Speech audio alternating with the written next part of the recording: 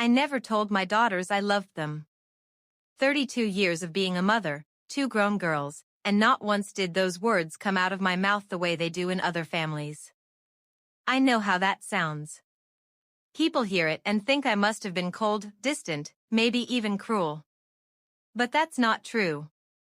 I loved my girls so much that some nights I couldn't sleep from how much I loved them, how scared I was for them, how badly I wanted to protect them from everything bad in this world.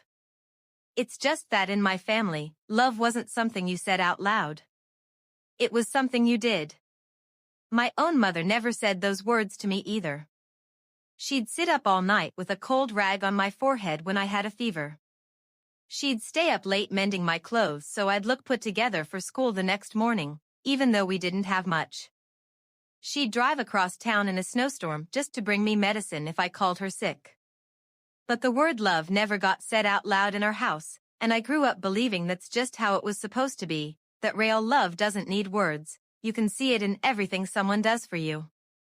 I remember once, I must have been about 12, I asked her straight out, "Mom, do you love me?" And she looked at me like I'd asked something ridiculous and said, "Isn't it obvious?" She didn't say yes, she didn't say no, she just kept ironing, and I never asked again. So when I had my own daughters, I just kept doing the same thing, without ever really thinking there was another way to do it. I'd get up in the middle of the night when they were sick, sit by their beds, check their temperature every hour. I'd make their favorite dinner after a hard day at school even when I came home from work exhausted and could barely stand. I went to every recital, every parent-teacher conference, I bought them everything I could afford, and sometimes things I really couldn't, going without a new coat myself so they'd have what they needed. But when my older daughter, Emily, would hug me at night and say, "Mom, I love you," I'd just smile, pat her on the back and say, "I know, honey, go to bed, it's late," and I never once said it back. It felt natural to me that she already knew I loved her, that she could see it every day in the way I took care of her, and that saying it out loud felt like unnecessary sentiment on top of something that was already obvious to everyone in our house. Emily stopped saying it when she was around 14. One evening she just hugged me quietly and went to her room, and I didn't even notice the change at the time because I was busy with work, with the house, with my younger daughter, Chloe, who was just starting first grade and needed help getting ready every morning and every night. It wasn't until years later, looking back on that evening, that I realized something quietly shifted between us right then, and neither of us caught it in time.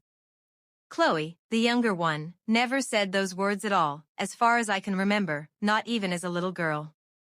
She was reserved from the start, quiet, a lot like me, and I actually took a kind of pride in that, thinking it showed strength of character, independence, without realizing she was just copying the exact pattern she'd watched at home every single day of her life.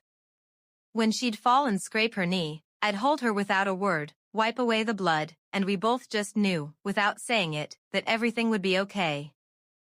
The years went by fast, the way they always do when you stop paying attention to time. My girls grew up, finished school, went off to college, scattered in different directions. Emily moved out of state for a good marketing job, got married there, and after that we only really saw each other on major holidays, maybe once or twice a year. Chloe stayed closer, got a job as an accountant, got her own apartment, but she still only came by every couple of weeks, and never for very long, just an hour or two for coffee and small talk. Our phone calls turned short and practical. "How are you?" "I'm fine. I'll try to stop by this weekend if I can." "Mom, work's really busy right now." Neither of us ever asked the other directly how we were really feeling, what we were scared of, what made us happy. We traded facts like status reports, and I told myself that's just what adult life looks like, when your kids grow up and become independent people with their own families and their own worries. And then, 6 months ago, the phone rang at 3 in the morning, and it was a doctor telling me to get to the hospital right away, because Chloe had been in a serious car accident driving home from her night shift. I made it to the hospital in 20 minutes, a drive that usually takes 40, and when I ran into the emergency room, a doctor met me with a look on her face that told me more than any words could. She explained that Chloe had a serious head injury from a collision with a truck, internal bleeding, and that they were prepping her for emergency surgery right now, and that they couldn't give me a clear outcome yet. She told me to sit and wait, and I sat down in that cold plastic chair in the hallway, and I stayed there for the next 6 hours, staring at the operating room doors like I could will them open with my eyes. And that's when it happened, in that silence, with the smell of antiseptic and the sound of nurses' footsteps far off down the hall. My mind started replaying my whole life like a movie. I saw Chloe as a little girl, bringing me flowers from the yard and quietly setting them on the table without a word, because that's just how things were done in our house. I saw her as a teenager, shutting herself in her room after some fight with friends at school, and me never once going in to ask what was wrong, just making her dinner and waiting for her to come out on her own. I saw the night she came home at 16 with a split lip after some fight, and I just cleaned the cut in silence, never even asking what happened or if it hurt, because asking about feelings just wasn't something we did. I saw her as a grown woman, calling me every couple of weeks and saying everything's fine, Mom, and me believing it every time, because it was easier to believe it, because digging deeper meant opening doors that had stayed shut in our family my whole life.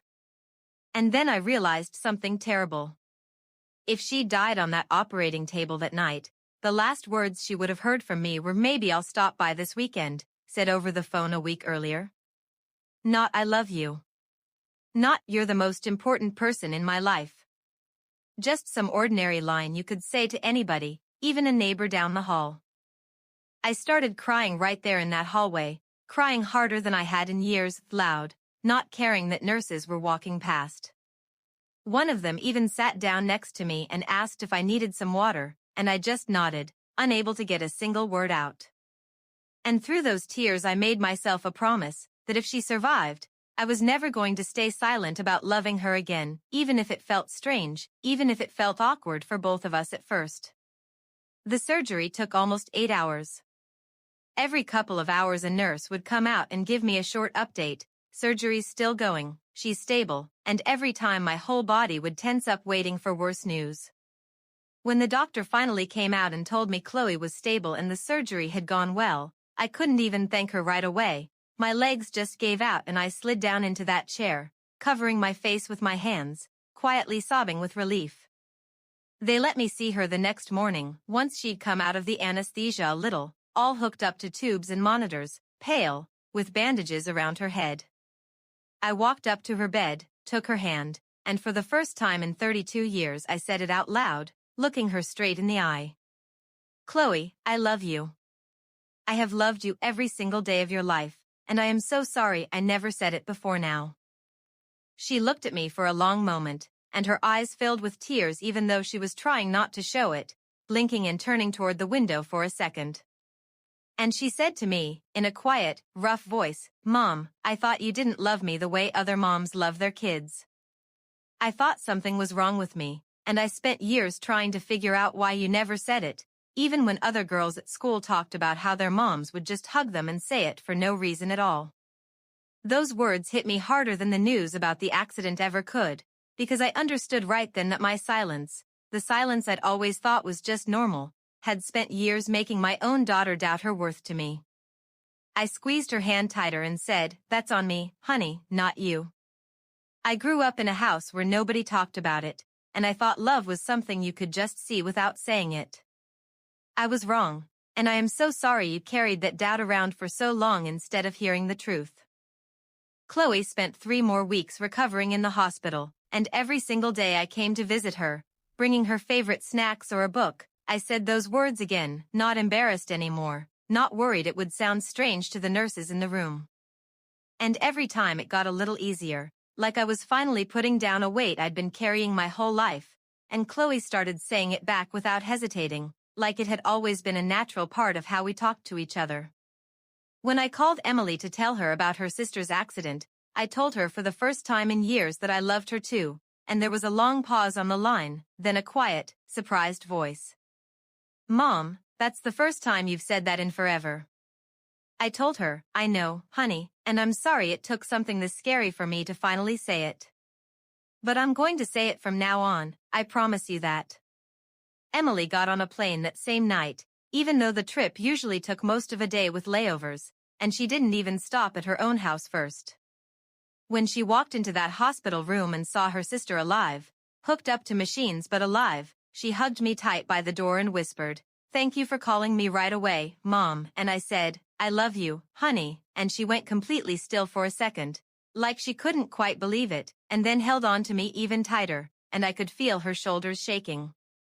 That night the three of us, me and both my daughters, sat together in the hospital cafeteria for the first time in years, drinking bad vending machine coffee, and talked, not about small stuff, but about what each of us had actually felt during all those years of silence. Emily admitted that as a teenager she used to wonder if my being so distant meant she'd disappointed me somehow. Chloe admitted she used to envy her friends whose parents would call just to say they missed them, for no reason at all. It's been 6 months now. Chloe made a full recovery, went back to work, and now she comes over every Sunday for lunch, and every time she walks through my door, I hug her and say, "I love you, honey," and she hugs me back and says it right back without a second's hesitation. Emily flew in last month with her husband for the weekend, and when they were leaving, we stood by the car in the driveway, and I said those words to her, and she hugged me tight, right there in front of the neighbors, and said, "I love you too, Mom, so much. I always have."